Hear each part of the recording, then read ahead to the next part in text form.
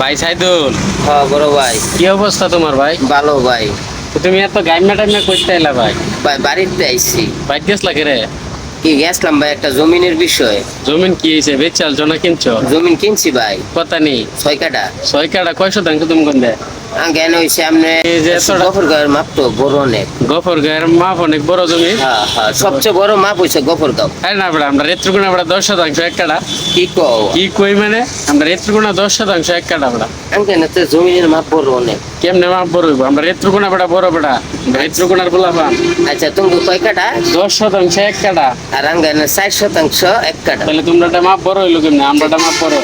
আমরা জমিন অনেক বড়, 1 কাঠা জমিন অনেকটা জায়গা, 10 শতাংশ জায়গা আমরা।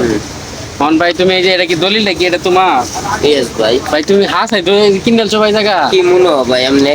হাই হাই হাই রে ভাই, তাহলে তুমি ভাই কিভাবে সম্ভব ভাই 6 কাঠা জমিন কিনেছো ভাই কসমেটিকের ব্যবসা করে খাসি ভাই দিয়া? পরিশ্রম যদি আপনি করতে পারুন, হ্যাঁ। ঢাকা শহরে বাড়ি করতে পারবেন।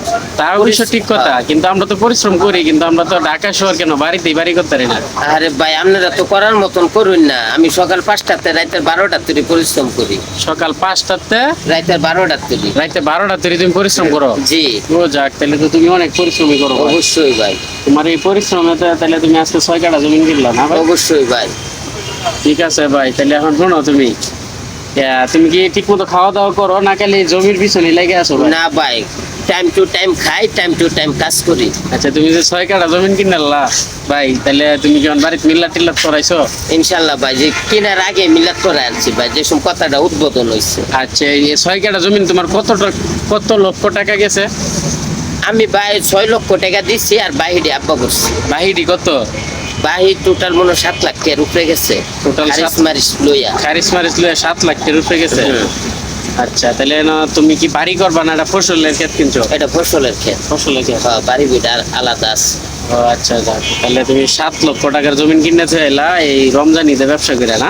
না, রমজানে দেন আপনি। আজকে ব্যবসার বয়স সামনে 7 বছর। 7 বছর 7 বছরে 7 লক্ষ টাকার জমিন কিনছো? 6 লক্ষ টাকা আমি দিছো। তাহলে প্রতি বছরে গড়ে ধরো 1 লক্ষ টাকা তুমি আয় করছো খায়া দেয়া। তাহলে তো প্রচুর লাভ কসমেটিকের ব্যবসা ভাই।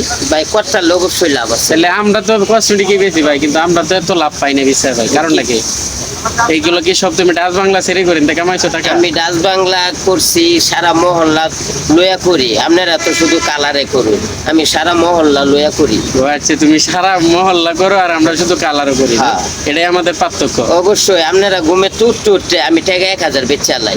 আমি ডাচ বাংলার কালার করলে সকালবেলা। ও আচ্ছা, ঠিক আছে, তাহলে তুমি 7 লক্ষ টাকা জমিন কিনছো। আচ্ছা ঠিক আছে ভাই, তুমি ভালো থাকো, সুস্থ থাকো। তুমি প্রতি বছর বছর করে 1 লক্ষ টাকা জমিন কিনো। হ্যাঁ ইনশাল্লাহ ভাই, দোয়া করবেন। এই দোয়া আল্লাহর রহমত 70-80 আচ্ছা, হাজার এই যে টাকা তোমার হয়ে যায়। দলিলটা তোমার হাতে আমি বুঝাই দিলাম, ঠিক আছে? অবশ্যই। ধরো ধরো ভাই, ঠিক আছে।